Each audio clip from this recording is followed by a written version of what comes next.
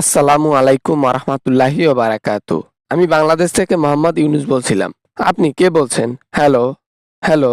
আপা বলতেছিলাম। আপা আপা আপা বোঝো নাই? দিল্লি থেকে শেখ হাসিনা আপা ফোন করছি। ইউনুস, তোমার তো দিন শেষ, আমার তো দিন শুরু হয়ে গেল বোধহয়। আমি তো যাব বাংলাদেশে।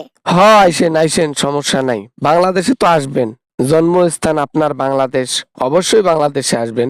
কেন বাংলাদেশে আসবেন না? অবশ্যই আসবেন। কবে আসবেন আপা? কোন দিন আসবেন আপা? সেটা তো বলবো না, তবে বাংলাদেশে খুব শীঘ্রই ঢুকবো। আমি বাংলাদেশের জনগণকে হিপনোটাইজ করে ফেলেছি। বাংলাদেশের জনগণ এখন আমাকে চায়। এই আপা ছাড়া তাদের নাকি দেশের শান্তি ফিরে আসবে না, তাই যাইতেই হবে। জি আপা, জি, অবশ্যই আসেন না, অবশ্যই। অশান্তিতে বাংলাদেশের মানুষ ভুগতেছে, না খেয়ে মরতেছে। সবকিছুর দিক দিয়ে একদম কষ্টে আছে জনগণ। আপনি এসে জনগণের কষ্ট দূর করে সুখ এনে দেন। কিন্তু একটা জিনিস নিয়ে ভাবতেছি, যে জনগণ সবাই তো এক নয়। আমাকে আবার ভুরকে ভুরকে বাংলাদেশে এনে টুপ করে উপরে পাঠায় দেবে না তো? এইটা নিয়ে চিন্তায় আছি। কি করবে জনগণ সেটাও হতে পারে। আপনার ভাবনাও কিন্তু ঠিক আছে, বুঝতে পারছেন? যে আকাম করে গেছেন দেশের মাটি থেকে, তাতে দেশের মধ্যে আসলে মনে হয় জীবিত থাকতে পারবেন না, মনে হয়। তাহলে আমি যাব কেমনে বাংলাদেশে? এটা কোনো কথা? বাংলাদেশের মানুষ আমার সাথে বাটপারি করবে? হ্যাঁ, এই হাসিনা আপা কত কি করলো, দেশের মানুষ সব ভুলে গেল, সবকিছু ভুলে গেল। এটা কখনো আশা করি না। হ্যাঁ, দেশের মানুষের জন্য অনেক কিছু করছেন। যেমন 2024 সালে এসে হাজার হাজার মানুষকে উপরে পাঠাই দিলেন। যেমন উন্নয়নের নামে অনেক টাকা চুরি করলেন। মিথ্যা মামলায় নিরপরাধ মানুষকে শাস্তি দিলেন, এগুলাই। না মানে এর বাইরেও কিন্তু আমি একজন ভালো মনের মানুষ। আমি কিন্তু খারাপ নই। বাংলাদেশের মানুষের সবসময় ভালো চেয়েছি। তাই তো যতদিন ক্ষমতায় ছিলাম বাংলাদেশের মানুষের চোখে অশ্রু আসতে দেই নাই। সেটা ঠিক আছে, অশ্রু আসতে দেন নাই। কান্না শুকিয়ে গিয়েছিল 17 বছরে মানুষের। মানুষের কান্না শুকিয়ে গিয়েছিল, এই জন্য চোখ দিয়ে আর অশ্রু পড়ে নাই।